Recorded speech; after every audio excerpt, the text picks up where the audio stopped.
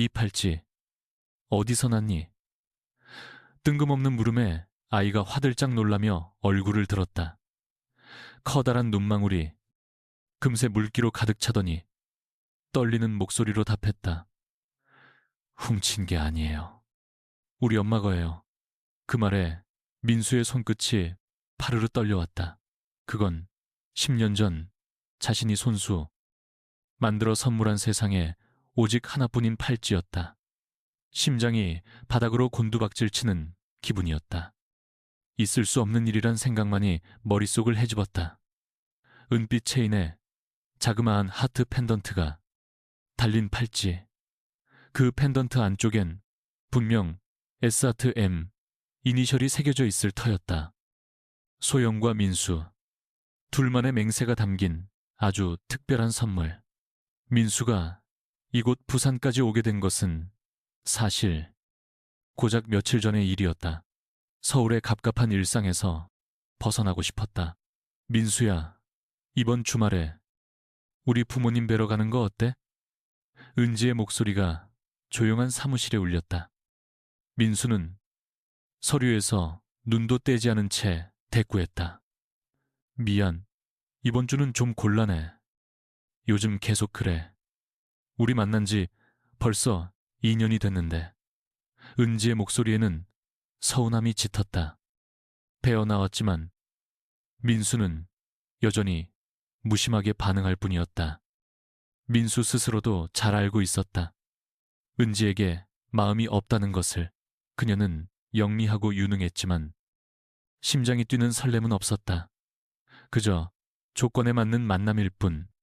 그날 밤 늦게까지 혼자 남아 있던 민수는 창밖 야경을 바라보았다. 서울은 화려했지만 그의 마음속은 텅 비어 공허했다. 손목시계는 자정을 가리키고 있었다. 무심결에 연 서랍 속 낡고 구겨진 사진 한 장이 보였다. 10년 전 해운대 모래사장에서 찍은 사진이었다. 햇살처럼 웃는 소영의 얼굴이 너무도 선명했다. 그 순간 가슴 한구석이 욱신거렸다. 소영, 그 애를 마지막으로 본 게 언제였던가? 지금 어디서 어떻게 지내고 있을까? 혹시 결혼은 했을까? 수만 가지 상념이 머릿속을 어지럽혔다. 지나갔다. 그래, 부산으로 가자. 민수는 마치 홀린 듯이 결심했다. 부산, 10년 전 소영과 새로운 삶을 그리던 바로 그곳, 그녀를 만날 거란 기대는 하지 않았다. 단지 그 시절의 기억을 다시 한번 더듬고 싶었을 뿐. 이틀 뒤 민수는 KTX에 몸을 싣고 부산에 도착했다. 짭조름한 바다 냄새가 코를 찔렀다. 10년 만에 다시 만난 익숙한 향기였다. 홀로 해운대를 거닐었다. 과거 소영과 손잡고 거닐던 그 길이었지만 이젠 관광객과 상인들로 가득했다. 모든 게 변해 있었다. 호텔에 짐을 푼 후 민수는 천천히 거리를 나섰다. 10년 전 소영과 함께 걷자 약속했던 길들을 홀로 밟아 나갔다. 지난 추억을 더듬어 보는 시간이었다. 저녁 때가 되어 허기를 느끼고 들어간 작은 분식집. 소영이네 떡볶이란 간판이 눈에 띄었다. 그저 흔한 이름이겠지 여겼다. 설마 그 소영일 거라고는 꿈에도 생각 못했다. 가게 안 초등학생으로 보이는 여자아이가 홀로 떡볶이를 먹고 있었다. 유난히 맑은 눈동자가 기억에 남았다. 그때 아이의 손목에 채워진 팔찌를 본 순간 우리 엄마 거예요. 그 대답이 민수의 귀에 꽂혔다. 심장이 터질 듯이 마구 뛰었다. 온몸을 타고 짜릿한 전율이 흘렀다. 이게 현실일 리가.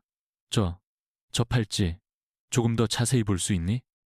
민수의 목소리엔 미세한 떨림이 묻어났다. 아이는 고개를 갸웃하더니 팔찌를 풀어 건넸다. 펜던트의 뒷면을 확인하자 틀림없었다. 분명 그가 직접 새겨넣은 글자였다. 바로 그 순간 민수는 모든 것을 직감했다. 설마 이 아이가 자신과 소영의 아이란 말인가? 아이는 대략 9살 정도로밖에 보이지 않았다. 시간을 계산해보니 정확히 들어맞았다. 가슴이 벅차게 부풀어 올랐다. 10년 만에 운명적 재회였다. 어머, 저 팔찌 진짜 예쁘다.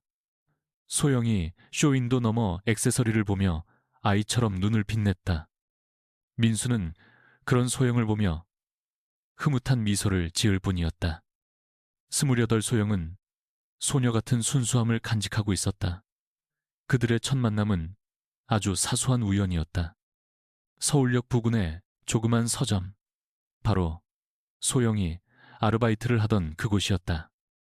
아버지 회사 서적을 찾으러 갔던 민수는 계산대에서 밝게 웃는 소영에게 첫눈에 마음을 빼앗기고 말았다. 민수야, 나중에 성공하면 저런 거 사줄 수 있어? 소영이 애교 섞인 말투로 물었다. 민수는 그녀의 손을 꽉 잡고서 진지하게 말했다. 저런 것 말고 이 세상에 오직 하나뿐인 걸 만들어줄게. 그날 밤 민수는 곧장 동대문 액세서리 상가를 샅샅이 뒤졌다. 오직 소영만을 위한 팔찌를 만들고 싶었기 때문이다.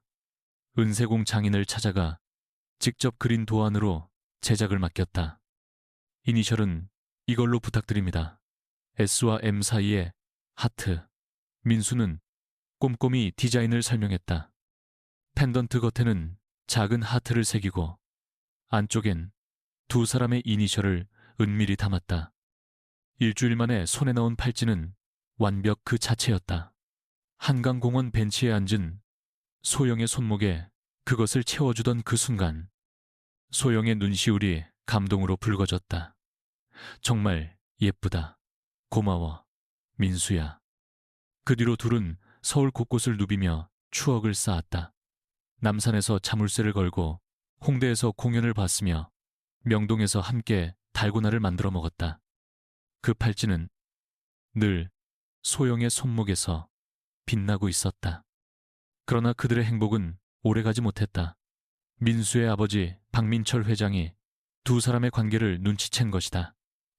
직원을 시켜 민수를 미행하게 한 뒤 보고를 받았다. 이게 대체 다 뭐하는 짓이냐? 아버지가 민수의 방으로 들이닥쳤다. 그의 손에는 소영과 함께 찍은 사진들이 구겨질 듯 들려 있었다. 민수의 얼굴에서 핏기가 싹 가셨다. 고아 출신에 배경도 변변찮은 애를 만나다니. 아버지의 노성이 온 집안을 쩌렁쩌렁하게 울렸다. 사람 시켜 알아보니 어릴 적엔 고아원 출신이고 지금은 월세방에서 아르바이트로 겨우 연명하더군. 우리 집안과는 어울리지 않는 아이다.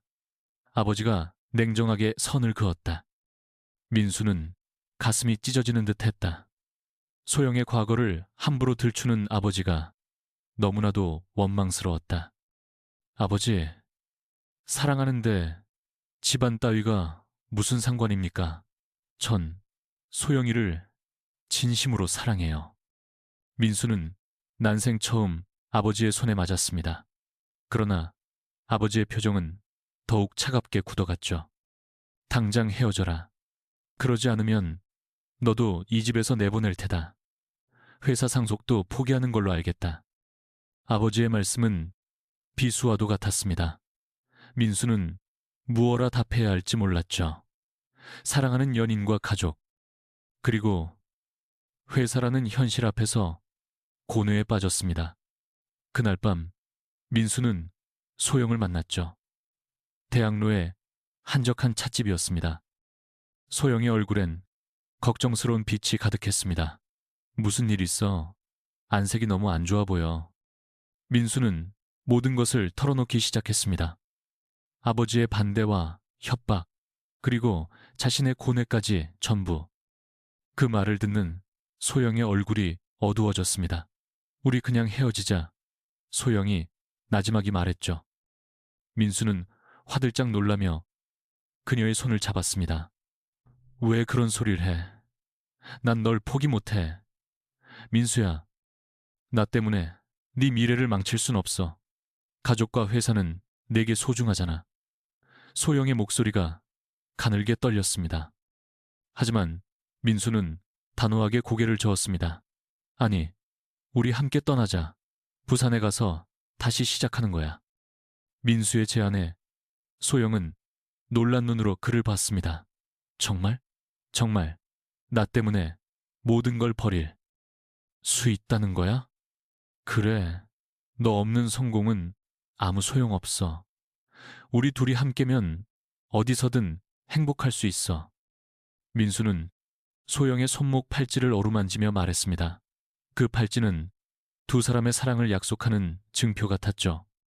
내일 새벽 6시 서울역 광장에서 만나 첫 KTX를 타고 바로 부산으로 떠나는 거야. 민수는 이미 모든 계획을 세워둔 상태였습니다. 부산에서 조그만 가게라도 열 생각이었습니다. 찻집을 나서며 두 사람은 한참 동안 서로를 끌어안았습니다. 새로운 시작에 대한 설렘과 막연한 불안감이 교차했습니다. 하지만 사랑하는 이와 함께라면 뭐든 이겨낼 수 있을 것 같았습니다. 그날 밤 민수는 조용히 짐을 쌌습니다. 많은 걸 가져갈 순 없어도 소영과의 추억이 깃든 물건들은 잊지 않고 챙겼죠. 소영 또한 그녀의 작은 방에서 꼭 필요한 짐만 가방에 담았습니다. 새벽 5시 민수는 잠에서 깼습니다. 오늘이 인생이 뒤바뀌는 날이라는 것을 예감했죠. 심장이 거세게 뛰었습니다. 1시간 뒤면 소영을 만나 새로운 삶을 시작하게 될 터였습니다. 하지만 운명은 그들에게 가혹한 시련을 준비해두고 있었습니다.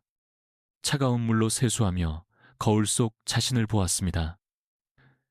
긴장한 기색이 역력한 얼굴이 비치고 있었죠. 손끝이 미세하게 떨려오고 있었습니다. 이게 정말 맞는 일일까? 순간 의구심이 들었지만 이내 고개를 가로저었습니다. 소용없는 삶은 도저히 상상할 수 없었으니까요. 바로 그때 복도 저편에서 기이한 소리가 들려왔습니다. 쿵 하고 무언가 쓰러지는 듯한 소리였죠. 민수는 순간 그 자리에 멈춰 섰습니다. 아버지의 방에서 들려온 소리였습니다. 평소라면 무시했겠지만 왠지 모를 불길한 예감이 스쳐갔습니다. 아버지, 조심스레 노크했지만 안에서는 대답이 없었죠. 민수의 심장이 쿵 하고 내려앉았습니다. 문손잡이를 돌려보니 문은 잠겨있지 않았습니다. 조심스럽게 문을 열고 안으로 들어섰습니다. 아버지가 차가운 침실 바닥에 쓰러져 계셨습니다. 새하얗게 질린 얼굴, 입가에는 허연 거품이 물려 있었습니다. 민수의 등골이 서늘해졌어요. 그는 황급히 달려갔습니다. 아버지, 정신 좀 차려보세요. 애타게 흔들었지만 아버지는 미동조차 없었죠. 덜덜 떨리는 손으로 119에 전화를 걸었습니다. 여보세요. 응급 상황입니다. 환자가 지금 의식을 잃었어요. 빨리 좀 와주세요. 주소는 민수의 목소리가 위태롭게 갈라졌습니다.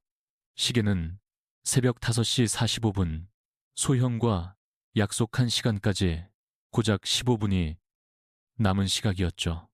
요란한 사이렌 소리가 고급 주택가의 새벽 정적을 날카롭게 갈랐습니다. 구급대원들이 들것을 들고 쏜살같이 뛰어들어왔습니다.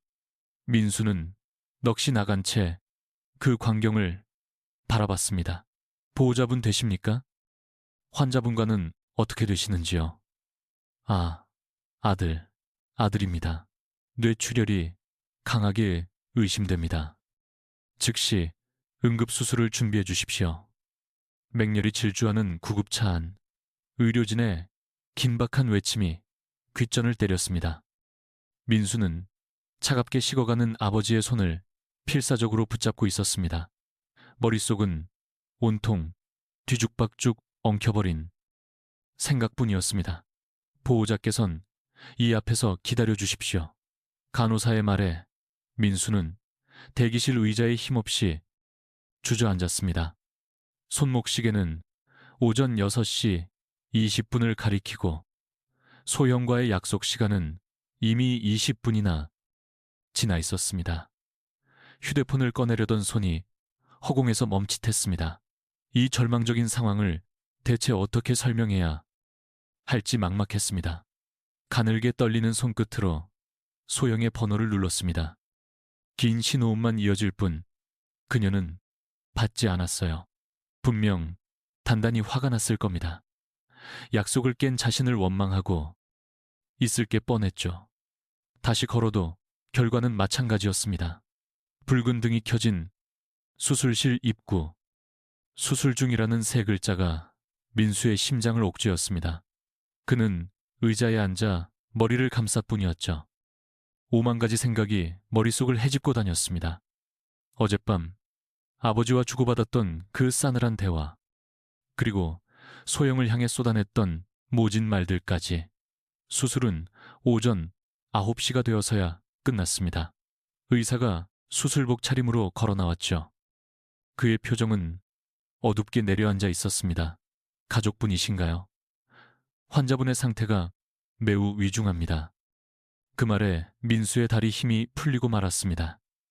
뇌동맥류 파열로 인한 급성 뇌출혈입니다. 수술은 진행했으나 의식을 회복할 가능성은 지극히 희박합니다. 의사의 말이 민수의 귓가에 공허하게 메아리 쳤습니다. 순간 다리가 풀려 차가운 벽에 몸을 기대야만 했어요. 온갖 생명 유지 장치에 둘러싸인 아버지의 모습. 산소 호흡기에 의지한 모습이 믿기지 않을 만큼 왜소해 보였습니다. 바로 어제까지만 해도 태산 같던 아버지가 이토록 무력히 누워있다니. 민수의 눈시울이 뜨겁게 붉어졌습니다. 아버지, 저 왔어요. 민수예요. 힘겹게 목소리를 냈지만 아버지의 대답은 들려오지 않았습니다. 심전도 모니터에 파형만이 위태롭게 오르내리고 있었죠. 간호사가 다가와 조용히 입을 열었습니다. 마음의 준비를 하시는 게 좋을 것 같습니다. 아버지, 죄송해요. 어젯밤에 제가 너무 못되게 굴어서. 민수는 아버지의 손을 잡고 흐느끼듯 속삭였습니다. 온기라곤 조금도 느껴지지 않는 손이었습니다. 소영이요, 제가 정말 사랑하는 사람이에요. 아버지께서도 언젠가는 알아주실 거라 믿었는데.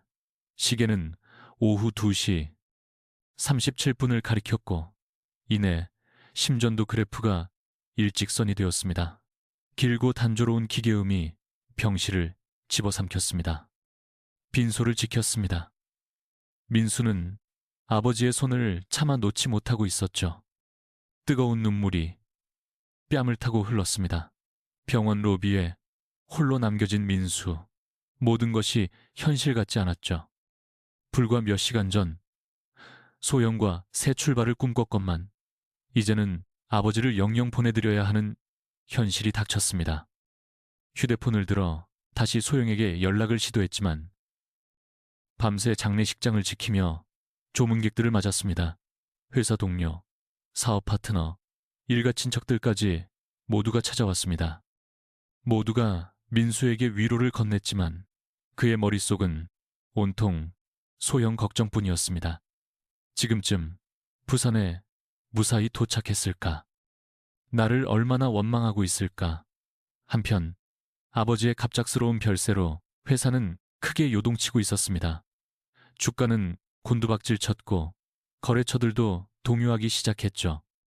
민수는 속수무책으로 회사 일에 매달릴 수밖에 없었습니다. 장래의 모든 절차가 마무리되고 나서야 비로소 소형을 본격적으로 찾아 나설 수 있었습니다. 그러나 그녀가 일했던 서점은 이미 폐업한 뒤였어요. 원룸 주인은 월세가 밀린 채 짐을 모두 빼서 나갔다며 행방을 모른다고 답했습니다. 소영아, 대체 어디 있는 거니? 민수는 그녀와 함께 갔던 카페, 거닐던 공원, 서점 구석구석을 헤맸습니다. 그러나 소영의 그림자조차 찾을 수 없었습니다. 정말 감쪽같이 세상에서 증발해버린 것만 같았죠. 이제 회장님께서 저희를 이끌어 주셔야 합니다. 전무의 말에 민수는 힘없이 고개를 끄덕였습니다. 달리 선택할 길이 없었습니다. 아버지가 당신의 평생을 바친 일궈 오신 회사를 지켜내야만 했습니다. 그러나 마음 한구석, 소영을 향한 그리움은 좀처럼 사그라들지 않았습니다. 일주일 뒤, 민수는 마지막 희망을 걸고 소영의 친구들을 수소문했습니다. 하지만 그 누구도 그녀의 소식을 알지 못했습니다. 소영이가 정말 갑자기 사라졌어요. 저희한테도 연락 한 통 없고요. 친구의 말은 민수의 가슴을 더 무겁게 짓눌렀습니다. 한 달이라는 시간이 흘렀지만 소영의 소식은 감감무소식이었죠. 자신에게 실망해 멀리 떠났으리라 짐작했습니다. 그래서 더더욱 회사 일에만 몰두했습니다. 그것만이 소형을 향한 그리움을 잠시나마 잊게 해주는 유일한 도피처였습니다. 운명은 두 사람에게 참으로 가혹했습니다.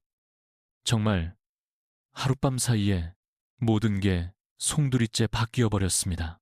사랑했던 연인도 존경하던 아버지도 모두 잃고만 민수의 곁에는 이제 차가운 회사만이 덩그러니 남았습니다. 한편 소영은 커다란 캐리어를 힘겹게 끌며 서울역 광장 한복판에 홀로 서 있었습니다. 새벽의 냉기가 뺨을 스쳤고 손목의 팔찌에선 차가운 감촉이 전해져 왔습니다. 민수가 사랑을 약속하며 준 그 특별한 팔찌였어요. 오늘이면 새로운 인생이 시작된다는 설렘과 동시에 정체 모를 불안감 또한 엄습해왔습니다. 약속한 6시, 정각이 되었지만 민수의 모습은 보이지 않았습니다. 소영은 초조하게 시계만 쳐다봤죠. 6시 5분, 그리고 6시 10분. 시간이 흐를수록 심장이 쿵쾅거렸습니다. 늦잠이라도 자는 걸까? 아니면 오는 길이 막히나? 오만 가지 생각이 머릿속을 어지럽게 스쳐갔습니다. 결국 6시 15분이 되자 더는 참지 못하고 민수의 번호를 눌렀습니다. 긴 통화 연결음이 이어졌지만 전화기 저편은 잠잠했죠. 소영의 손끝이 파르르 떨려왔습니다. 대체 왜 전화를 안 받는 걸까? 설마 마음이 변한 건 아니겠지? 불길한 예감이 온몸을 휘감았습니다. 6시 30분, 그리고 7시. 시간은 야속하게 흘러만 갔습니다. 주위는 출근길에 나선 이들로 분주해지기 시작했죠. 수많은 인파가 오가고 있었죠. 소영은 그 물결 속에서 홀로 선 자신이 한없이 초라하게 느껴졌습니다. 여행가방 손잡이를 꽉 쥔 손바닥에 축축하게 땀이 배어 나왔어요. 몇 번이고 다시 걸어봤지만 민수는 끝내 전화를 받지 않았습니다. 문자도 남겨봤습니다. 민수야, 지금 어디야? 너무 걱정돼. 그러나 답장은 돌아오지 않았습니다. 소영의 가슴 한구석이 얼음장처럼 차갑게 식어갔어요. 야속하게 KTX 첫차 시간은 흘러가 버렸습니다. 소영은 벤치에 주저앉아 깊은 한숨을 토해냈습니다. 설마 나를 버린 건 아니겠지? 하지만 그 의심이 현실이 될수록 심장이 아려왔어요. 불과 어젯밤까지만 해도 그토록 확신에 찬 목소리로 약속했던 민수였는데 8시가 되자 소영은 마음을 굳혔습니다. 혼자서라도 부산으로 떠나기로 말이죠. 민수가 약속을 어겼다고 해서 제 인생마저 내팽개칠 수는 없는 노릇이었습니다.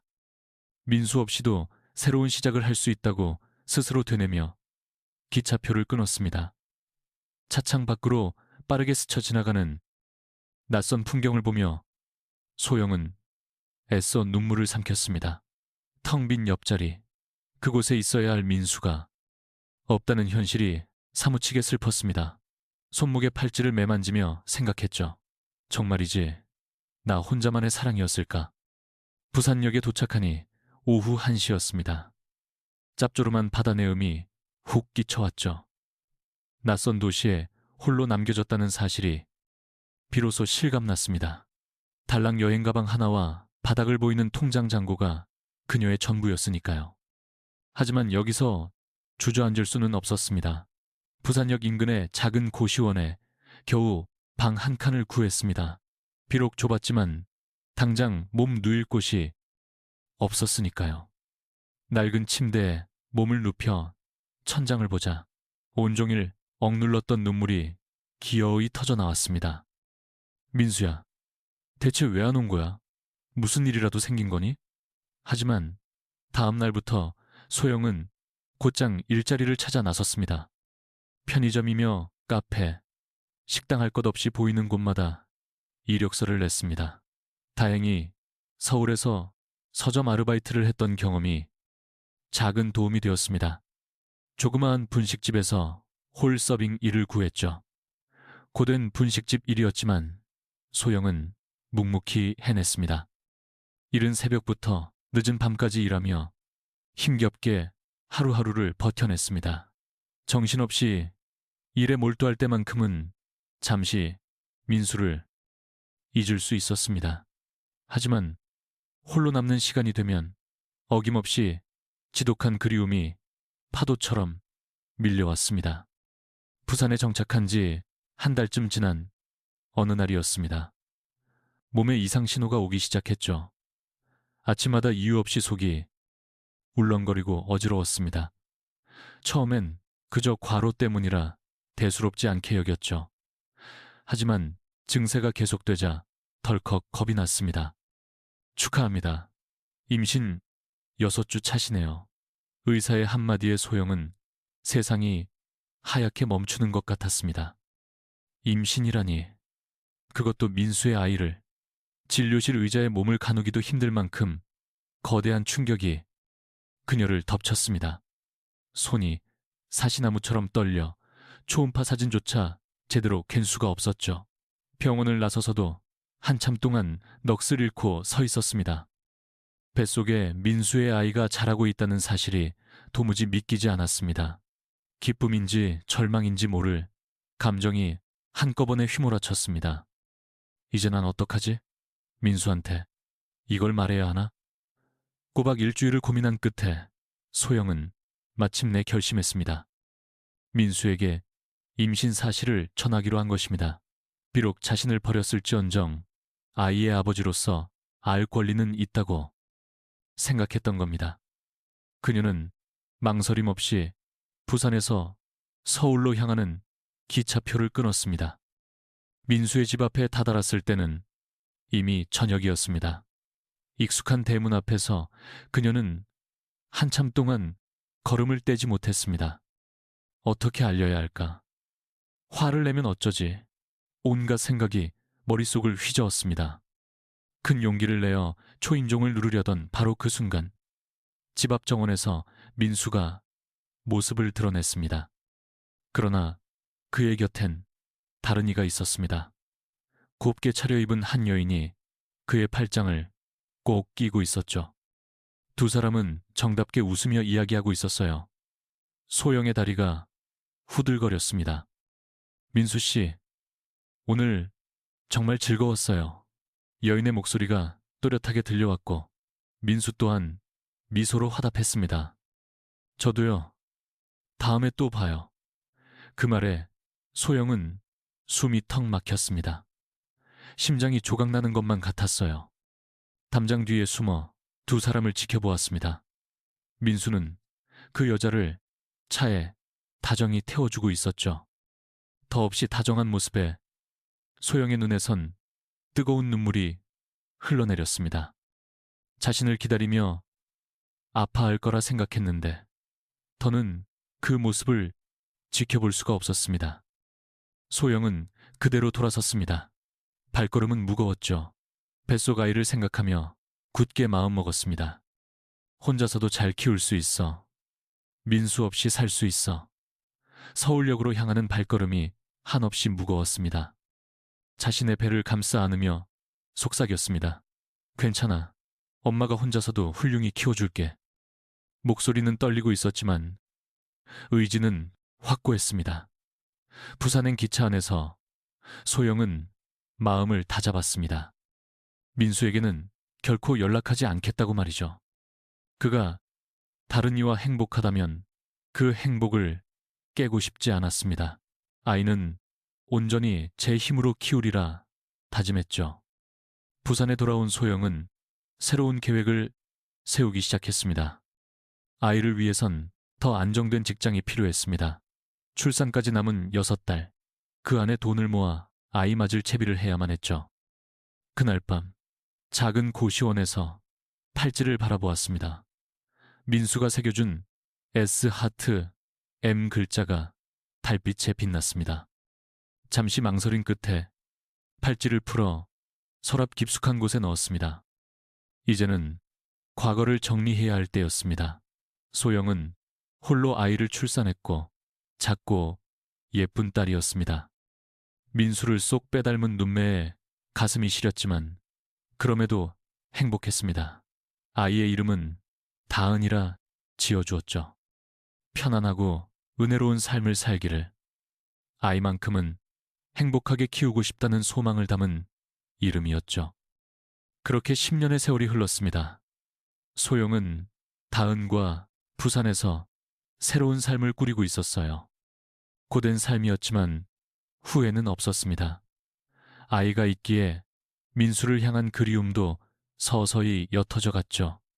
하지만 문득 홀로 남겨진 밤이면 여전히 그가 사무치게 그리웠습니다. 운명이란 건 참 알 수 없는 것 같았죠. 사랑한 사람에게 배신당하는 아픔을 겪었지만 덕분에 보물 같은 딸을 얻었으니까요. 소영은 다은을 키우며 진짜 사랑을 배워갔습니다. 한편 아버지의 장례를 마친 민수는 회사를 되살리는 데에 모든 걸 걸었죠.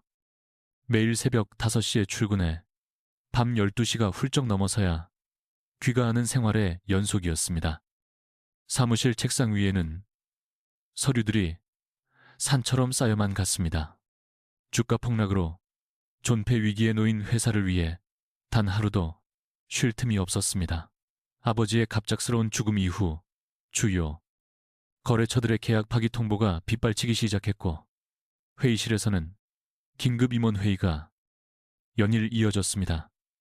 회장님, 이대로면 석 달 안에 회사는 부도입니다.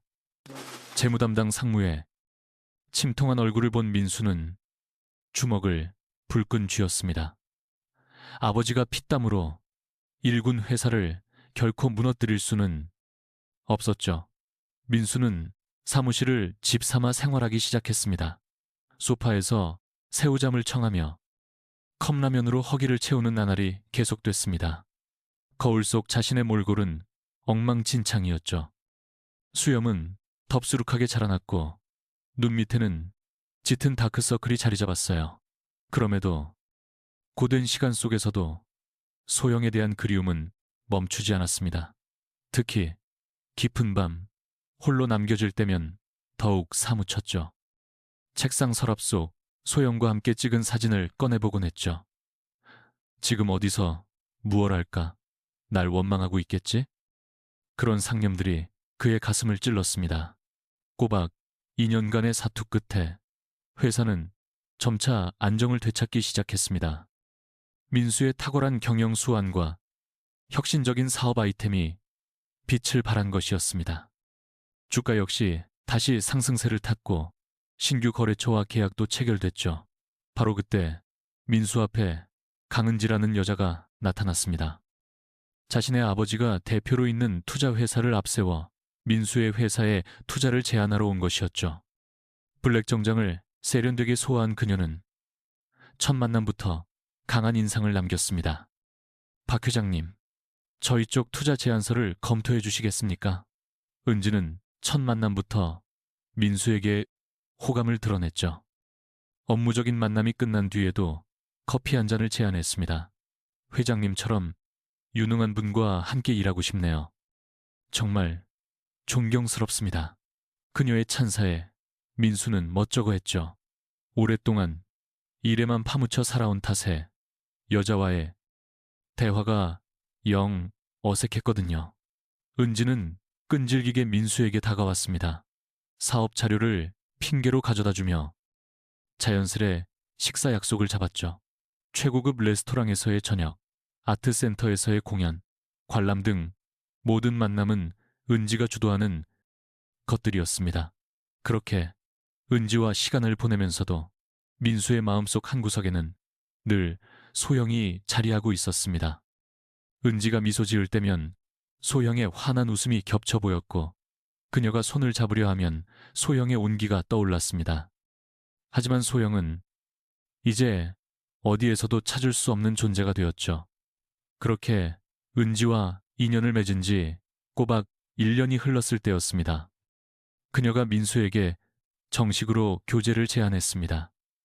우리 이제 진지한 연인 사이가 되면 어떨까요? 민수는 오랫동안 망설였습니다. 사랑의 감정은 없었지만 외로운 것보다는 낫겠다 싶었죠. 좋아요. 민수의 대답은 무미건조했습니다. 애정어린 고백이 아닌 비즈니스 계약을 체결하는 듯한 말투였죠. 은지는 내심 서운했지만 관계의 시작 자체에 만족해야 했습니다. 한편 같은 시각 부산, 소형은 딸 다은이와 함께 씩씩하게 새로운 삶을 꾸려나가고 있었죠. 처음에는 작은 분식집에서 허드렛 일을 했지만 점차 실력을 인정받아 주방을 책임지게 되었습니다. 특히 그녀의 떡볶이 솜씨는 일품이었죠. 다은이는 밝고 총명한 아이로 자라났습니다. 유치원에서도 인기가 아주 많았죠. 그러나 가끔 다른 아이들이 아빠에 대해 이야기할 때면 말이 없어지곤 했습니다. 엄마, 우리 아빠는 언제 와? 그런 물음을 들을 때마다 소영은 가슴이 미어졌습니다. 아빠는 아주 먼 곳에서 일하고 계셔. 언젠가는 꼭 돌아오실 거야. 소영은 아이에게 거짓 약속을 할 수밖에 없었어요. 다은이가 진실을 감당하기엔 너무 어렸죠. 어렸으니까요. 그러나 그 거짓말은 비수처럼 소영의 가슴에도 박혔습니다. 다은이가 5살이 되던 그 해, 소영은 큰 결심으로 작은 떡볶이 가게를 열었습니다. 지금껏 모아온 전 재산을 쏟아부은 것이었죠. 소영이 내 떡볶이라는 간판 아래 그녀의 새로운 인생이 시작되었습니다. 하지만 처음엔 손님의 발길이 뜸했어요. 온종일 가게를 지켜도 고작 한두 명이 전부였죠. 소영은 점점 절망스러웠지만 포기란 없었습니다. 다은이를 위해 반드시 성공해야 했죠. 소영은 밤낮으로 연구해 자신만의 비법 소스를 만들었어요. 달콤하면서도 맛있게 매운 그 맛이 그야말로 일품이었죠. 거기에 다채로운 토핑도 더했습니다. 고소한 치즈, 라면 사리, 그리고 만두까지요. 손님들의 입맛에 맞춰 정성껏 만들어주었죠. 과연 소영의 진심이 사람들에게 닿았을까요? 이내 가게는 입소문이 퍼지기 시작했습니다. 근처 학생들의 발길이 잦아졌고 직장인들까지 점심시간에 찾아왔죠. 가게는 나날이 손님들로 북적였습니다. 다은이가 7살이 되던 어느 날 소영은 서랍 속 깊이 간직해온 팔찌를 꺼내 들었습니다. 민수가 남긴 유일한 선물이었죠. 다은이에게 그것을 주며 조용히 말했습니다. 이건 엄마의 가장 소중한 보물이란다. 이제 내게 줄게. 정말요? 고마워요, 엄마. 다은이는 팔찌를 받고 무척 기뻐했답니다. 그날 이후로 팔찌는 늘 다은이의 손목에 있었죠. 소영은 그 모습을 보며 만감이 교차하는 듯 했습니다. 민수와 자신을 잇던 마지막 끈을 딸에게 건네준 것만 같은 기분이 들어서였죠. 한편 서울 민수와 은지의 만남은 계속되고 있었습니다. 그러나 그들의 관계는 깊은 사랑과는 거리가 멀었죠. 그저 서로의 필요를 채워주는 존재에 가까웠습니다. 은지는 성공한 남자를, 민수는 공허함을 채워줄 상대를 원했죠. 만난 지 2년이 되자 은지가 결혼 이야기를 꺼내기 시작했어요. 민수야, 우리 이제 결혼해야지. 하지만 민수는 매번 애매하게 대답을 피했습니다. 결혼이라는 말이 나올 때마다 소영에 대한 그리움이 사무쳤기 때문입니다. 회사는 승승장구했고 부는 쌓여갔지만 그의 마음은 늘 공허했죠. 텅 빈 고급 아파트에서 홀로 맞는 밤은 유난히 쓸쓸했습니다. 때로는 술 기운을 빌려 소영에게 전화를 걸고픈 충동에 휩싸였지만 이미 번호가 바뀌었을 거란 걸 알았죠. 그 시각 부산에서는 소영과 다은이가 소박하지만 더없이 행복한 시간을 보내고 있었습니다. 저녁 장사를 마치면 함께 바닷가를 거닐곤 했어요. 모래 위를 자유롭게 뛰어다니는 딸을 보며 소영은 흐뭇하게 미소 지었습니다. 엄마, 이 팔찌 진짜 예쁘죠? 다은이가 손목에 팔찌를 자랑하듯 흔들며 물었어요. 소영은 씁쓸한 미소와 함께 대답했습니다. 정말 예쁘구나. 엄마의 가장 소중한 보물이었어. 그렇게 10년이란 아득한 세월이 흘러갔습니다. 서울의 민수는 모두가 부러워하는 사업가가 되었지만 마음속 공허함은 여전했습니다. 한편 부산의 소영은 부유하진 않아도 딸과 함께하는 일상의 행복을 느끼고 있었죠. 두 사람 다 상대를 애써 잊으려 했지만 결코 완전히 지워낼 수는 없었습니다. 가슴 한편에는 서로를 향한 그리움이 깊이 뿌리내리고 있었죠. 그리고 운명의 신은 이들을 다시 마주하게 할 거대한 계획을 그리고 있었습니다. 10년의 세월이 흐르는 동안 전혀 다른 길을 걸었지만 첫사랑의 상처는 가슴 속에 선명히 남아 있었습니다. 둘을 이어주는 소중한 존재, 다은이가 있었죠. 다은아, 엄마 금방 마트 좀 다녀올게. 혼자 있을 수 있지? 앞치마를 풀며 소영이 물었어요. 손님이 뜸한 오후 3시였습니다. 학교 후 숙제를 하던 다은이는 출출해져서 떡볶이를 만들어 먹는 중이었습니다. 네, 엄마, 어서 다녀오세요. 다은이 말에 소영은 마음을 놓고 가게 문을 열었습니다. 그 시각 민수는 부산의 한 호텔에서 막 체크인을 마쳤습니다. 달랑 여행 가방 하나뿐인 단출한 여행길이었죠. 은지에게는 일주일가량 혼자 있겠다고 미리 말해둔 터였습니다. 사실은 도망치고 싶었습니다. 결혼과 회사, 모든 압박에서 호텔에 짐을 던져두고 민수는 계획 없이 거리로 나섰습니다. 10년 전 소영과 오고 싶었던 이 도시의 공기는 따스했죠. 바다 내음이 콧등을 스쳤습니다. 정해진 목적지 없이 그저 걷고 싶을 뿐이었죠. 큰 길을 벗어나 좁은 골목으로 발길을 옮겼습니다. 옛 부산의 향기가 고스란히 남은 곳이었어요. 빛바랜 간판, 좁다란 길, 정감, 어린 풍경에 마음이 차츰 평온해지는 듯 했습니다. 한참을 걷다 보니 어느덧 저녁때가 됐습니다. 허기가 져서 식당을 찾으려 주위를 살폈죠. 그 순간 작은 간판 하나가 눈에 띄었습니다. 소영이네 떡볶이. 흔한 상호인데도 발이 멈췄죠. 안녕하세요. 가게 문을 열자 훈훈한 공기가 그를 맞았습니다. 자그마한 가게였습니다. 테이블이 4개 남짓 놓인 아담한 공간이었죠. 하지만 가게 안은 텅 비어 있었습니다. 의아하게 주위를 살피는데 구석자리에서 한 아이가 홀로 떡볶이를 먹고 있었습니다. 대략 9살 정도로 보이는 여자아이. 그 맑은 눈망울이 민수를 발견하곤 아이가 또랑또랑하게 인사했죠. 어서 오세요. 떡볶이 드시러 오셨어요? 민수는 내심 놀랐습니다. 이 어린아이가 혼자 가게를 보다니. 그러나 아이의 모습은 생각보다 당찼습니다. 그래. 사장님은 안 계시니? 엄마는 잠깐 마트 가셨어요. 곧 오실 거예요. 그럼 좀 기다려도 괜찮을까? 네, 이쪽으로 앉으세요. 다은이가 제 앞자리를 손가락으로 가리켰습니다. 민수는 고맙다는 말과 함께 자리에 앉았습니다. 아이의 떡볶이에서 매콤달콤한 향이 났죠. 학교는 끝났어? 네, 오늘 수학시험 100점 맞았어요. 다은이가 으쓱하며 말하자 민수는 웃으며 칭찬했죠.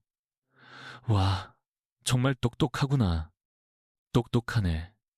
젓가락으로 떡을 집어먹는 다은이를 보던 민수의 시선이 문득 한 곳에 아이의 손목에 멈췄습니다.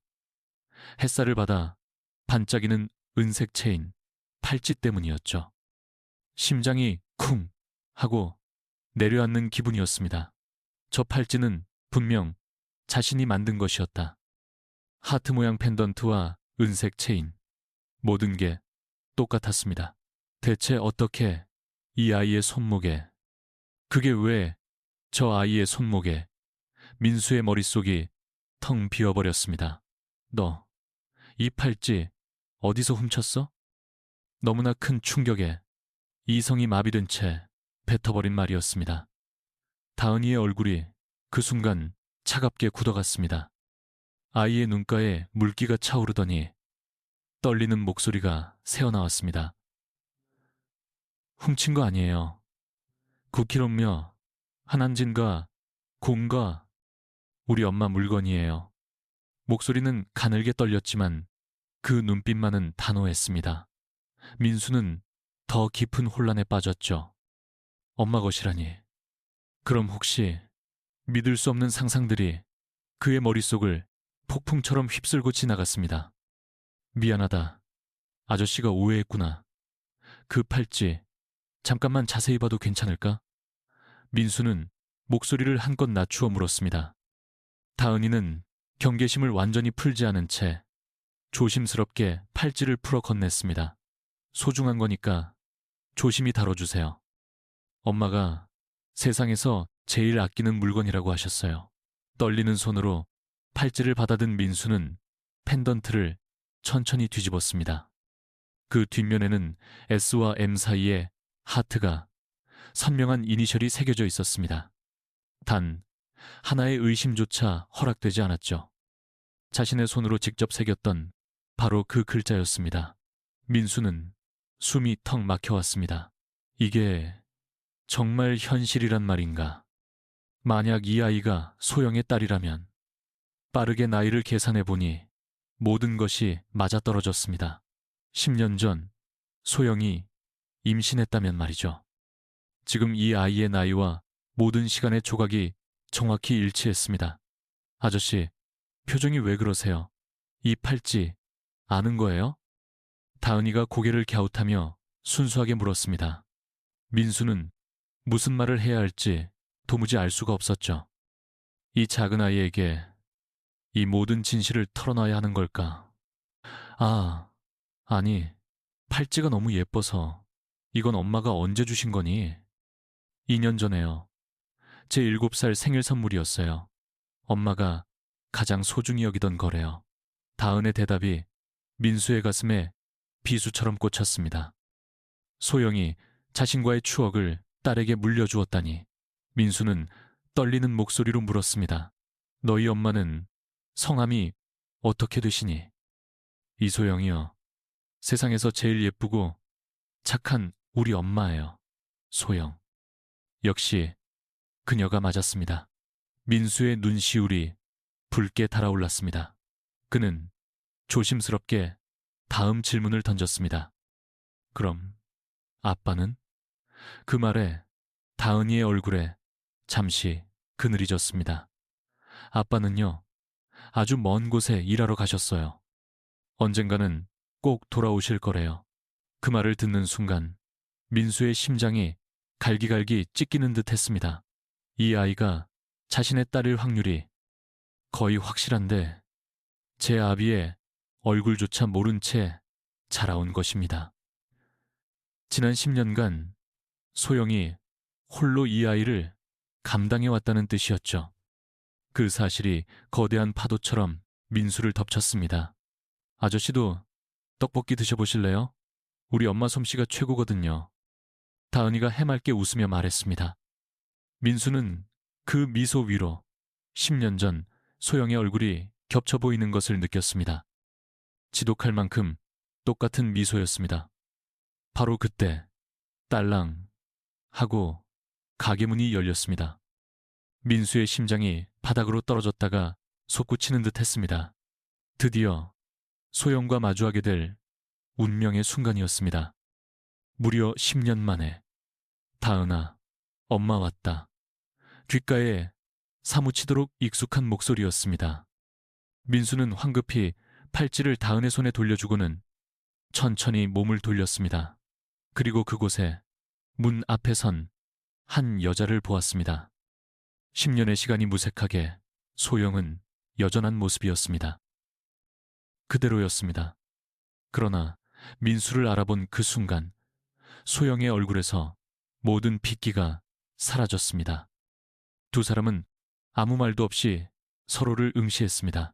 멈춰버린 시간 속에 10년의 세월과 오해, 그리움이 모두 갇혀 있었습니다. 찰나의 순간 모든 것이 정지했습니다. 다은이만이 둘 사이의 어색한 기류를 감지하지 못하고 있었죠. 운명은 기어코 두 사람을 다시 마주치게 만들었습니다. 허나 그들 사이엔 다은이라는 존재가 있었죠. 소영의 손에서 장바구니가 힘없이 바닥으로 떨어졌습니다. 우유가 쏟아지고 달걀이 부서지는 소음에도 누구 하나 신경 쓰지 않았습니다. 두 사람은 그저 서로만을 응시하고 있었으니까요. 10년의 세월이 한순간에 녹아내리는 듯 했습니다. 엄마, 이 아저씨가 떡볶이를 드시러 오셨어요. 저랑 함께 기다렸고요.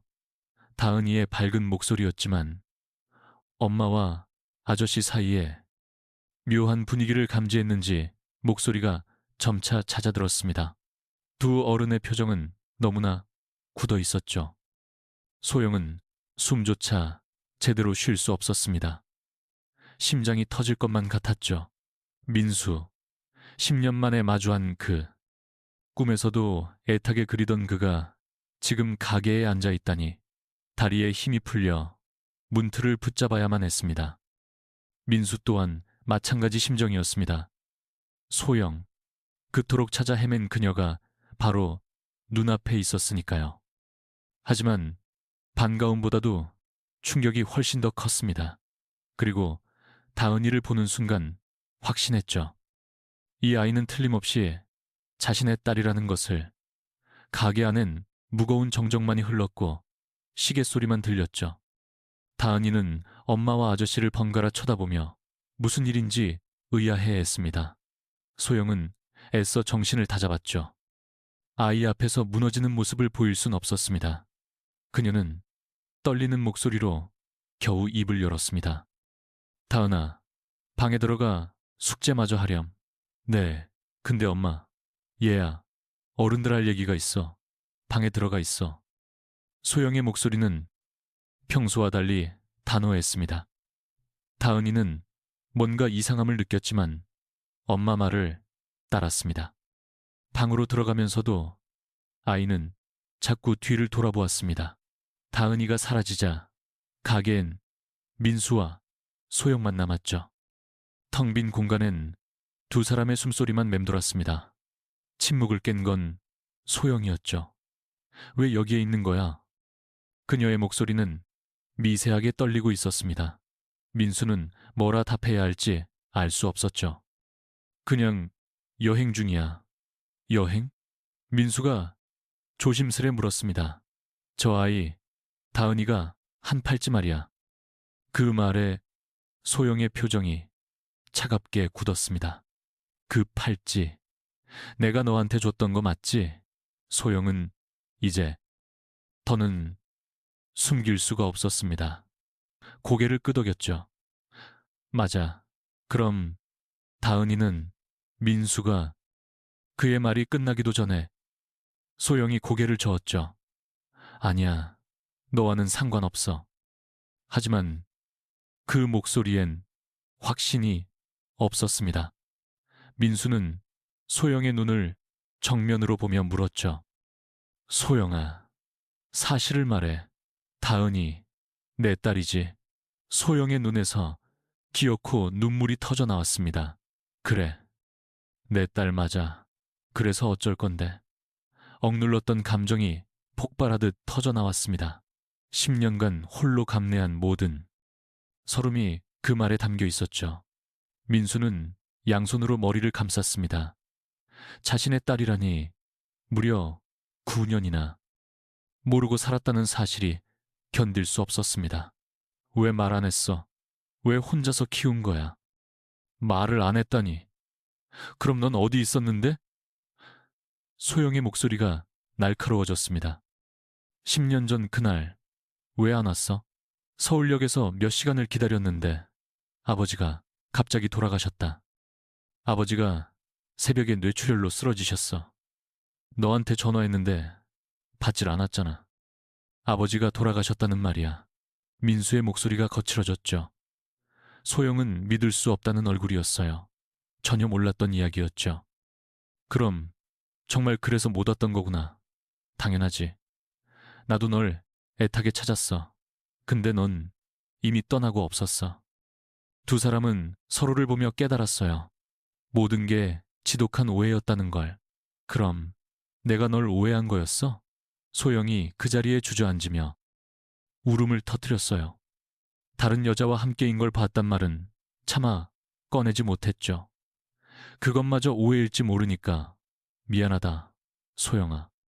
정말 미안하다. 내가 널 끝까지 더 찾아봤어야 했는데.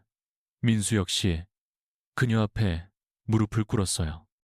자기 딸을 9해 동안이나 모르고 살았다는 죄책감이 그를 덮쳤죠. 넌 지금 어떻게 지내? 소영이 눈물을 훔치며 물었어요. 그냥 회사 운영하고 있어. 아버지께서 물려주셨거든. 아직 결혼은 안 했고. 너는? 나도. 그때 방 안에서 다은이의 목소리가 들려왔어요. 엄마, 무슨 일 있어요? 아이가 엄마 우는 소리를 들은 모양이에요. 소영은 황급히 눈물을 감췄죠. 소영아, 우리 이제라도 다시 시작하면 안 될까? 민수가 소영의 손을 잡으려던 순간 소영이 손을 피하며 뒤로 물러섰어요. 이제 와서 뭘? 나한텐 다은이가 전부야. 그 아이가 상처받으면 안 되니까. 소영의 목소리엔 단호한 모성애가 서려 있었죠. 딸이 최우선이었으니까요. 나도 다은이 아빠잖아. 지금부터라도 나 정말 좋은 아빠가 되어주고 싶어. 민수의 진심에 소영의 마음이 결국 흔들리기 시작했어요. 바로 그때 가게 문이 딸랑 열렸어요. 손님이 들어온 거죠. 두 사람은 반사적으로 자리에서 일어났죠. 어서 오세요. 소영은 애써 밝은 목소리를 짜냈어요. 손님으로 인해 둘의 대화는 그렇게 끊기고 말았죠. 민수는 일단 자리에서 물러서야 했습니다. 나 먼저 갈게. 혹시 내일 다시 와도 괜찮을까? 소영은 아무런 대답도 할 수 없었어요. 머릿속이 너무 복잡했으니까요. 민수는 가게를 나서며 다은을 보고 말을 건넸어요. 다은아, 아저씨, 내일 또 올게. 네, 내일도 떡볶이 먹으러 오세요. 민수가 떠나고 나서도 소영은 한참을 멍하니 서 있었죠. 10년 만에 재회와 밝혀진 오해, 그리고 딸의 존재까지 모든 게 감당하기 벅찼습니다. 그날 밤 소영은 한숨도 잘 수 없었죠. 다은이는 세상 모르고 곤히 잠들어 있었지만요. 소영은 딸아이의 잠든 얼굴을 가만히 쓸어보며 생각했죠. 이제 우린 어떻게 해야 하는 걸까? 운명 같은 재회는 현실이 됐지만 이제부터가 더 큰 문제였어요. 10년이라는 시간과 현실이라는 벽이 두 사람의 앞을 가로막고 있었습니다. 호텔 침대에 몸을 누였지만 민수 역시 잠들 수 없었죠. 그는 멍하니 천장만 보며 오늘 있었던 일들을 곱씹었죠. 소영과의 만남, 그리고 다은이가 제 딸이라는 믿기지 않는 사실을, 모든 것이 정말 꿈처럼 느껴졌습니다. 시계가 새벽 3시를 지날 무렵 휴대폰이 정적을 깨고 울렸죠. 발신인은 은지였죠. 민수는 짧게 망설이다 전화를 받았습니다. 민수 씨, 왜 이렇게 연락이 안 돼요? 걱정했잖아요. 은지의 목소리가 들려왔습니다. 평소 같으면 다정히 달랬겠지만 그는 아무런 말도 할 수가 없었죠. 미안. 피곤해서 좀 일찍 잠들었어. 언제 와? 우리 부모님이 주말에 같이 밥 먹자고 하시는데. 은지의 말에 민수는 숨이 턱 막혀왔어요. 분명 결혼을 재촉하는 자리일 테니까요. 좀 더 있을 모양이네. 근데 뭔가 이상한데? 목소리가 평소랑 달라. 무슨 일 있는 거 아니지? 은지는 감이 예리한 여자였다. 그녀는 민수의 미세한 변화를 금세 알아차렸다. 하지만 민수는 차마 사실을 말할 수 없었다. 아무 일 없어. 그냥 좀 혼자 있고 싶어서.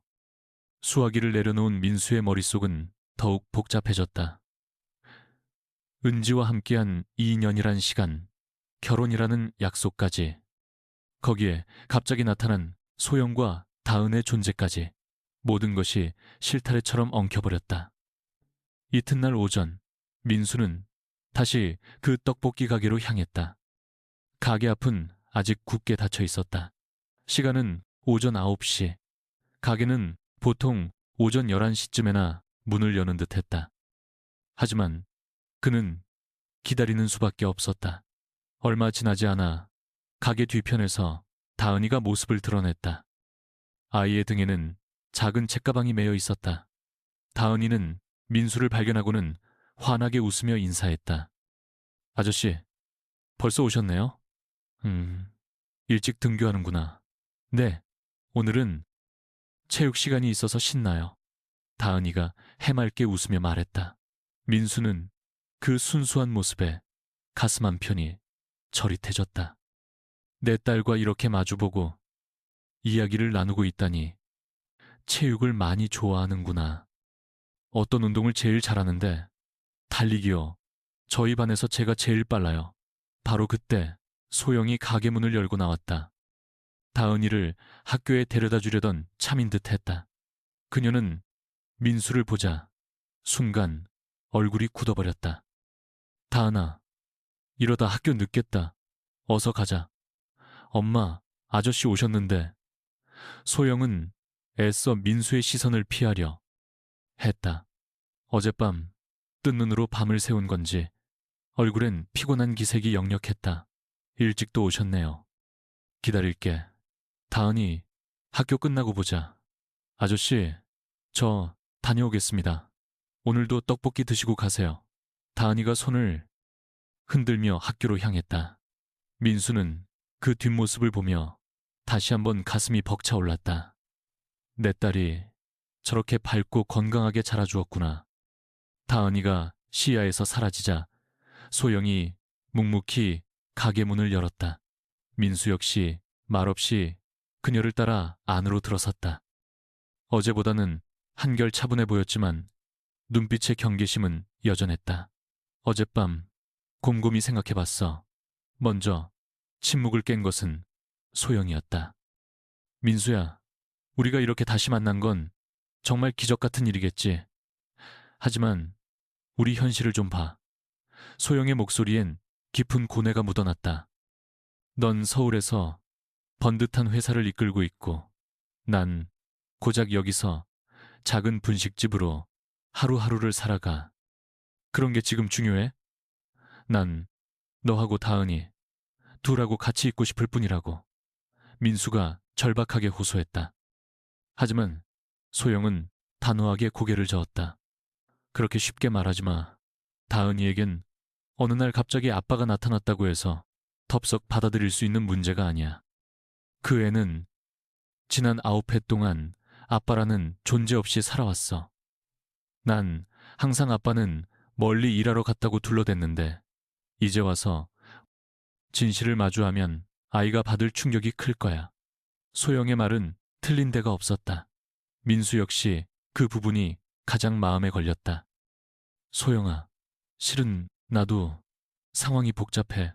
서울에 돌아가야만 하는 이유가 있어. 그 말에 소영의 표정이 차갑게 굳었다. 역시 그럴 줄 알았어. 혹시 결혼했니? 아니, 그건 아니야. 하지만 2년째 만나온 사람이 있어. 결혼까지 생각하던. 소영은 희미하게 웃었지만 그 웃음은 씁쓸하기 그지없었다. 그럼 돌아가야지. 그 사람이 기다릴 거 아냐. 소영아, 나하고 다은이 우리 둘이서 지금까지 잘 살아왔듯 앞으로도 그럴 수 있어. 그러니까 걱정하지 마. 민수는 터질 듯한 머리를 감싸쥐었다. 정말이지 무엇부터 어떻게 해야 할지 알 수 없었다. 은지를 저버릴 수도, 그렇다고 소영과 다은이를 외면할 수도 없는 노릇이었다. 시간을 좀 줘. 내가 정리해야 할 게 있어. 서울에 가서 전부 다 정리하고 다녀올게. 딱 일주일이야. 민수 씨, 난 더는 못 기다려. 10년 전처럼 또다시 상처받고 싶진 않으니까. 소영의 목소리엔 칼날 같은 단호함이 서려 있었죠. 이번이 정말 마지막 기회야. 진심으로 우리를 책임질 각오가 섰을 때만 돌아와. 알았어. 반드시 돌아올게. 민수가 굳은 표정으로 답했어요. 그러나 소영의 얼굴엔 불신이 가득했죠. 말뿐이면 무슨 소용이야. 행동으로 증명해. 보여줘. 그날 오후 하교한 다은이와 민수는 오붓한 시간을 가졌어요. 떡볶이를 나눠 먹으며 도란도란 이야기를 이어갔죠. 아저씨는 어떤 일 하세요? 회사를 하나 운영하고 있어. 직원들이 꽤 많은 곳이지. 와, 정말 멋져요. 다은이와 대화를 나누며 민수는 가슴속에서 뭉클한 감정이 피어나는 걸 느꼈어요. 이게 바로 핏줄의 끌림일까요? 이 작은 아이가 내 딸이라는 사실이 실감나지 않으면서도 속절없이 애틋함이 싹 댄죠. 다은아, 아저씨가 선물 사줄까? 진짜요. 어떤 거 사주실 건데요? 민수는 다은이의 손을 잡고 가까운 문구점으로 향했어요. 다은이가 아기자기한 필통을 고르자 망설임 없이 계산했죠. 고맙습니다, 아저씨. 이거 진짜 마음에 들어요. 다은이의 해맑은 미소를 보자 민수의 가슴 한편이 아려왔습니다. 그 모습을 멀리서 지켜보던 소영의 마음은 착잡하기만 했어요.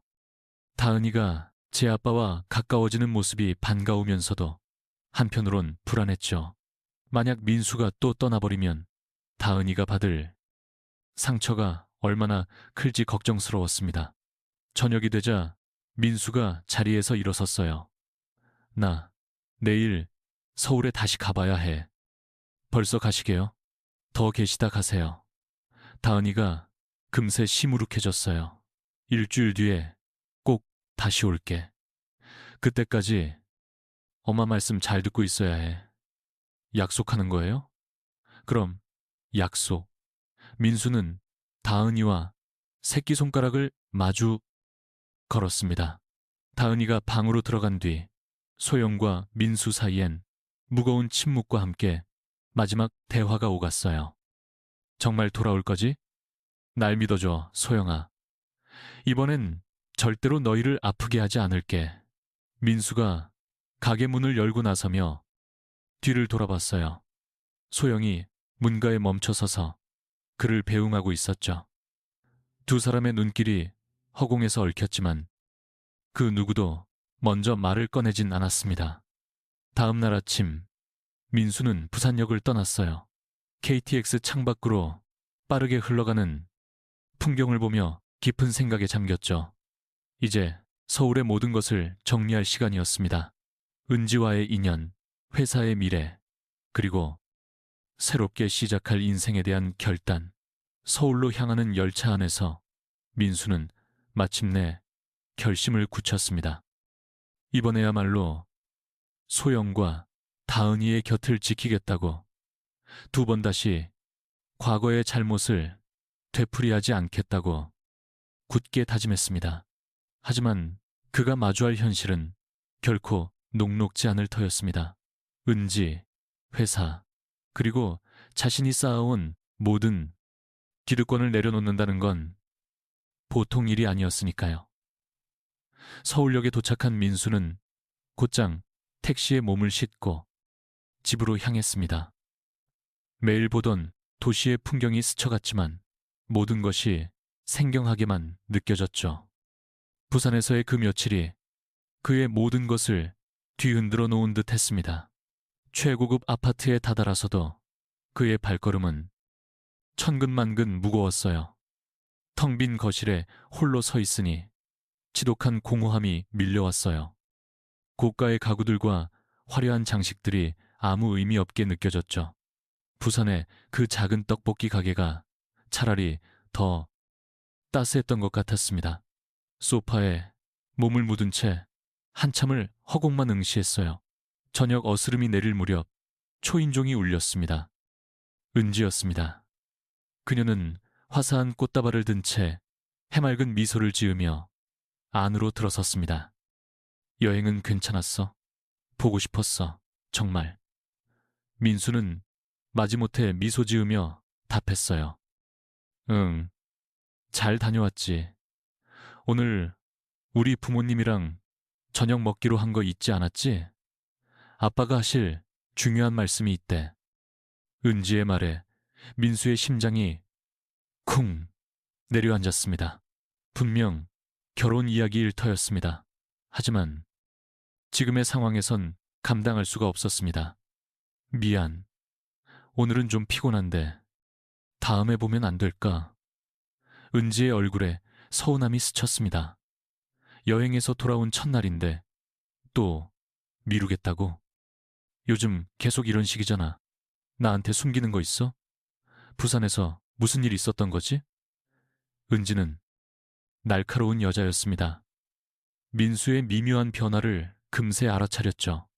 허나 민수는 아직 털어놓을 준비가 되지 않았어요. 아무 일도 없어. 그냥 혼자만의 시간이 필요할 뿐이야. 생각할 시간이라고? 우리 만난 지 벌써 2년이야. 여기서 뭘 더 생각해야 하는데? 은지의 언성이 높아졌습니다.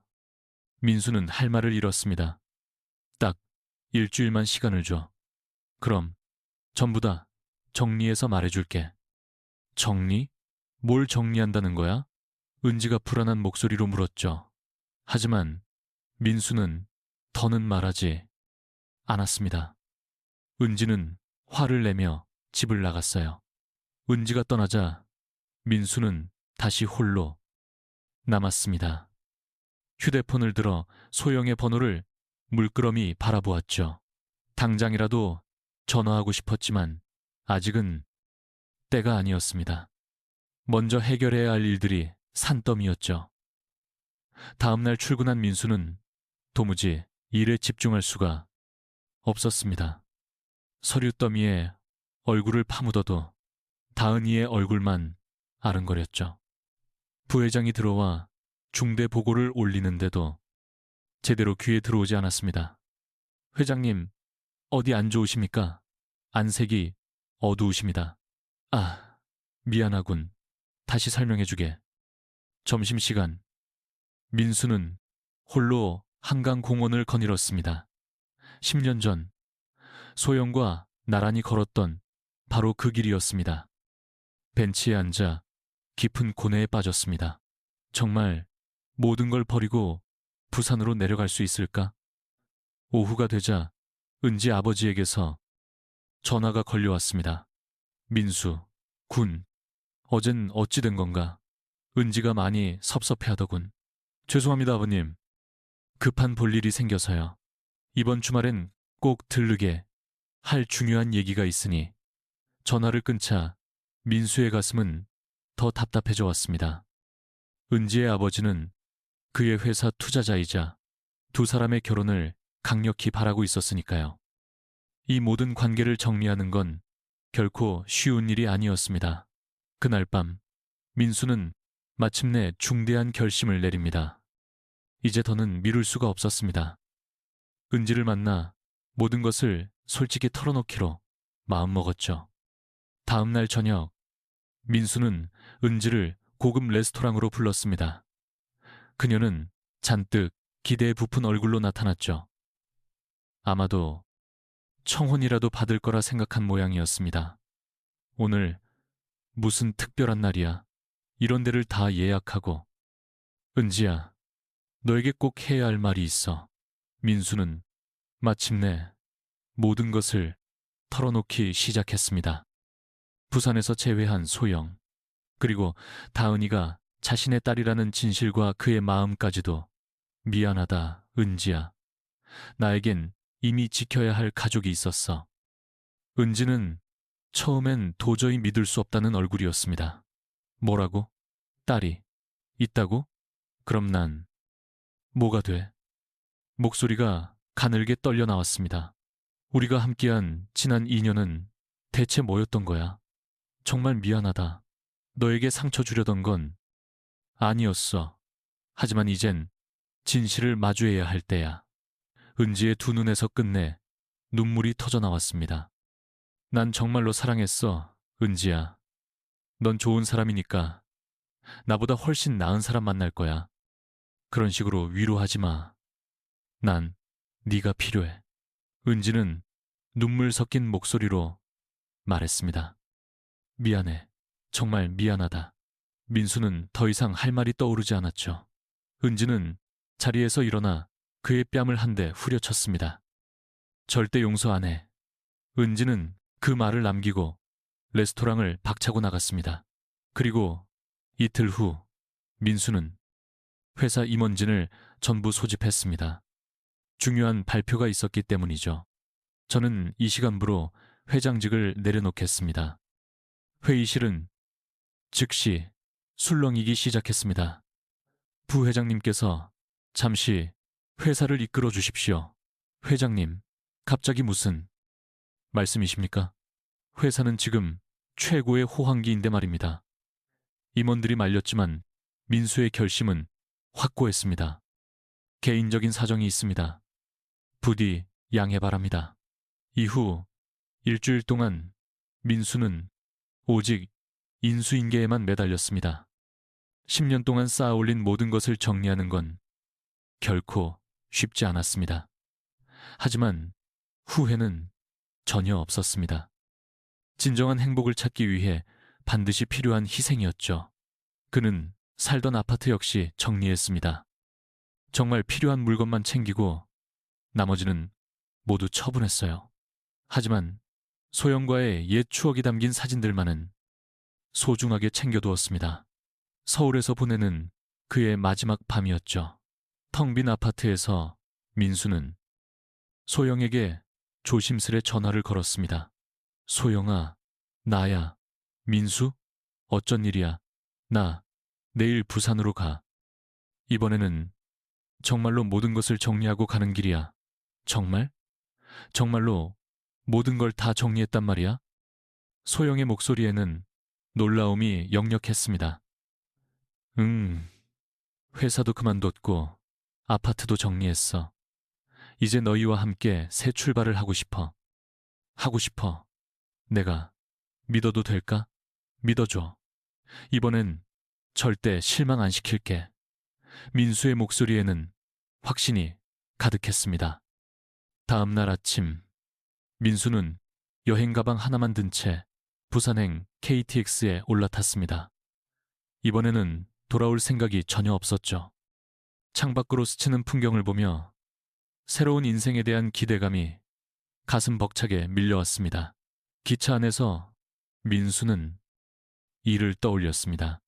이제 정말 아빠가 될 수 있을까? 9년간의 공백을 내가 어떻게 메울 수 있을까? 메울 수 있을까? 걱정이 없진 않았지만 설레는 마음이 더 컸습니다. 부산이 가까워질수록 민수의 마음은 한결 가벼워졌습니다. 드디어 온전한 자신의 모습으로 살 수 있게 된 것이었죠. 성공이나 돈, 그리고 지위, 그 모든 것을 포기하는 대신 그는 사랑과 가족을 얻게 된 셈이었습니다. 기차는 쉼없이 부산을 향해 달려가고 있었습니다. 민수의 새로운 인생 또한 함께 달려가고 있었죠. 부산역에 도착한 민수는 깊게 숨을 한번 들이마셨습니다. 바다 내음이 섞인 공기가 폐부 깊숙이 스며드는 듯 했습니다. 이제 정말로 돌아갈 곳은 존재하지 않았습니다. 서울의 모든 것을 정리하고 온 이상 오직 앞으로 나아갈 수밖에 없었습니다. 손에 든 여행 가방이 그의 전 재산이었죠. 택시를 타고 곧장 떡볶이집으로 향했습니다. 기사 아저씨가 말을 걸어왔죠. 어디서 오셨습니까? 서울에서요. 관광차 오신 겁니까? 아니요. 이제부터는 여기서 살 예정입니다.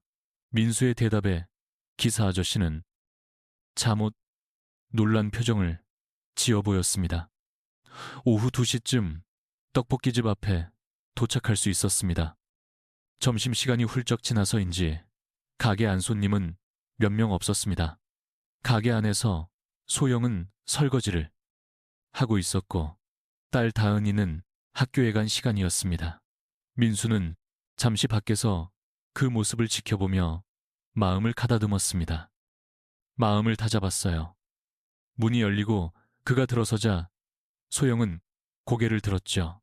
민수를 본 그 순간 얼굴에 놀라움이 스쳤죠. 정말로 왔구나. 소영의 음성엔 믿기지 않는 감정이 서려 있었어요. 약속했으니까. 이번엔 절대 거짓말 아니야. 민수가 짐을 내려놓으며 말했죠. 전부 다 정리하고 왔어. 다니던 회사도 그만뒀고 살던 집도 정리했어. 소영은 여전히 믿을 수 없다는 얼굴이었어요. 정말 그 대단한 회사를 그만뒀단 말이야? 당신과 다은이가 훨씬 소중해. 소영의 눈시울이 붉어졌어요. 무려 10년을 기다려온 한마디였죠. 바보같이. 왜 이제야 너무 늦었다는 걸 깨달아. 하지만 이제 남은 시간만큼은 제대로 살고 싶어. 그때 학교를 마친 다은이가 현관문을 열고 들어섰죠. 엄마, 저 다녀왔습니다. 아저씨! 다은이는 민수를 발견하고 환히 웃었어요. 약속 지키셨네요. 정말로 오셨네요. 민수는 다은이를 힘껏 껴안았어요. 작은 체구에서 온기가 전해져 왔죠. 이 아이가 자신의 딸이라는 사실이 여전히 꿈만 같았습니다. 다은아, 이제 아저씨가 앞으로 계속 여기에 있을 거란다. 진짜요? 매일매일 볼 수 있는 거예요? 그럼 매일 보고 같이 놀고 밥도 함께 먹고. 소영이 다은을 불렀습니다.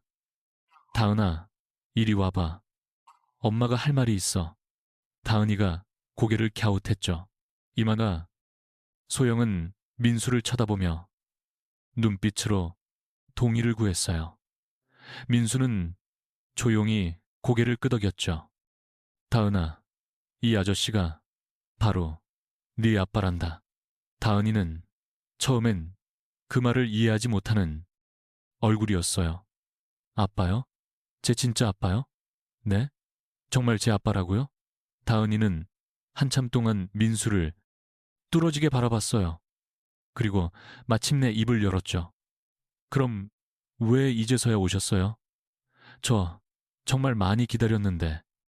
민수의 가슴이 무너져 내렸어요. 9해 동안 아빠를 기다렸을 아이를 생각하니 죄책감이 밀려왔죠. 미안하다, 다은아. 아빠가 너무 늦었지. 앞으론 절대 떠나지 않고 네 곁에 있을게. 다은이가 민수의 품으로 파고들었어요. 정말 안 가실 거죠? 약속해 주세요. 그래, 약속할게. 절대 떠나지 않아. 그날 이후 민수는 떡볶이 가게에서 일을 시작했어요. 처음엔 서툴렀지만 금방 익숙해졌죠. 주방에서 요리를 거들고 홀에서 손님을 맞고 가게 청소까지 모든 게 생소했지만 그저 행복했습니다. 아침이면 다은이를 학교에 데려다주고 낮에는 소영과 가게를 꾸리고 저녁이면 세 식구가 함께 모여 밥을 먹었어요. 평범하기 그지없는 일상이지만 민수에겐 무엇보다 소중했죠. 다은이도 점차 민수에게 마음을 열기 시작했어요. 학교에서 있었던 일들을 제잘거리고 같이 숙제도 하고 주말이면 함께 바닷가로 놀러 가기도 했어요. 아빠, 내일 학교에 아빠 참관 수업이 있어요. 와주실 수 있어요? 물론이지. 아빠가 꼭 갈게. 다음 날 학부모 참관일에 민수가 참석했어요. 다은이는 친구들에게 자랑스레 아빠를 소개했죠. 얘들아, 우리 아빠셔. 와, 다은이 아빠 정말 멋지시다. 민수는 가슴 벅찬 감동을 느꼈어요. 이토록 평범한 행복이 얼마나 큰 의미인지 미처 몰랐던 거죠. 민수의 경영 비법이 더해지자 떡볶이집은 더욱 번창하기 시작했어요. 새로운 메뉴를 개발하고 내부 장식도 손봤죠. 가게를 찾는 손님들의 발길도 끊이지 않았습니다. 소영아, 우리 가게를 조금 더 키워보는 건 어떨까? 정말 그럴 수 있을까? 두려울 게 뭐 있겠어. 우리가 함께라면 뭐든 가능해. 석 달 뒤 모든 게 안정되기 시작했죠. 민수는 어느새 부산 사람 다 됐고 다은이에게도 아빠와 함께하는 일상이 익숙해졌습니다. 가게는 이내 동네에서 입소문이 난 맛집으로 자리 잡았죠. 그러던 어느 날 민수는 큰 결심을 합니다. 바로 소영에게 정식으로 청혼하기로 한 것이었죠. 10년 전 지키지 못했던 그 약속을 이제야 할 수 있게 된 겁니다. 어느 일요일 저녁 민수는 소영과 다은을 이끌고 바닷가로 향했어요. 하늘이 붉은 노을로 물들던 순간이었죠. 소영아, 다은아, 할 말이 있어. 민수가 조용히 무릎을 꿇고 반지를 꺼내 들었어요. 소영아, 10년이나 늦었지만 나와 결혼해 줄래? 이번엔 정말 평생 내 곁을 지킬게. 소영의 눈가에 눈물이 맺혔어요. 그럴게, 민수야. 소영이 고개를 끄덕이는 순간 다은이가 환호하며 손뼉을 쳤습니다. 우와, 그럼 우리 이제 진짜 가족 되는 거예요? 그럼 우린 벌써 한 가족인걸. 한 달 뒤 작지만 온기 넘치는 결혼식이 열렸어요. 부산의 작은 예식장에서 가까운 지인과 가족들만 모여 조촐한 결혼식을 올렸습니다. 예쁜 드레스를 차려입은 다은이가 꽃을 뿌리며 축복해줬죠. 작은 마당이 딸린 2층 집이었어요. 다은이는 난생 처음 자기만의 방이 생겼다며 무척 기뻐했죠. 아빠, 엄마, 우리 집 진짜 마음에 들어요. 그렇게 행복한 결혼 생활. 1년째 소영이 둘째 소식을 알려왔습니다. 여보, 우리 둘째가 생겼대. 민수는 기쁨에 겨워 소영을 끌어안았죠. 정말이야? 이번에는 처음부터 모든 순간을 함께할 수 있겠구나. 다은이 역시 동생이 생긴다는 말에 뛸 듯이 기뻐했죠. 아빠, 저는 남동생이었으면 좋겠어요. 남동생이든 여동생이든 우리 다은이가 잘 챙겨줘야지. 네, 제가 세상에서 제일 좋은 언니가 될 거예요. 그리고 9달 뒤 건강한 아들이 세상에 나왔습니다.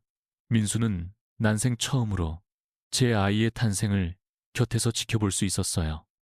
병원에서 아기를 안은 소영을 본 민수는 눈물을 감출 수 없었죠. 고생 많았어, 소영아. 우리 아들 참 예쁘다. 이제야 우리 정말 완전한 가족이 됐네. 다은이는 더없이 좋은 누나가 되어주었고 민수 역시 늦게나마 진정한 아빠가 되었습니다. 가게는 나날이 번창해 부산의 명물이 되었죠. 어느 화창한 일요일 오후 네 식구는 다 함께 바닷가로 소풍을 나왔습니다. 다은이가 동생과 제잘거리며 노는 동안 민수와 소영은 그 모습을 흐뭇하게 바라봤죠. 후회하지 않아? 소영이 조용히 물었습니다. 무슨 소리? 지금보다 더 행복할 순 없을걸? 민수가 소영의 손을 잡으며 답했습니다. 저녁 노을이 바다를 온통 황금빛으로 물들일 무렵 네 식구는 손을 맞잡고 해변을 거닐었죠. 그들 뒤로 그림자가 길게 늘어섰습니다. 10년 전에 아팠던 이별과 깊었던 오해는 이제 그저 아름다운 추억의 한 조각으로 남았습니다. 아빠, 우리 이제 영원히 같이 사는 거죠? 다은이가 민수의 손을 더 꽉 잡으며 물었습니다. 그럼 앞으로 영원히 함께 할 거야. 민수의 다짐과도 같은 대답이 바닷바람을 타고 널리 퍼져나갔습니다. 이제 그들 앞에 더 이상의 이별은 없었습니다. 사랑과 행복이 가득한 미래만이 기다리고 있었죠. 진정한 사랑은 시련의 시간을 이겨내고 결국엔 빛을 발하는 것임을 증명하듯 말이죠. 민수와 소영, 그리고 두 아이의 행복한 웃음소리는 저 부산 앞바다에 영원토록 메아리 칠 것만 같았습니다. 오늘의 이야기 어떠셨나요? 이야기에 공감하셨다면 구독과 좋아요 부탁드립니다. 지금 이 순간 어느 곳에서 어떤 모습으로 함께하고 계신지 댓글로 남겨주세요. 여러분께는 어떤 사연이 있는지도 궁금하네요. 가정에 언제나 온기가 가득하길 바라며 오르가님 온누런 오늘도 함께해 주셔서 고맙습니다.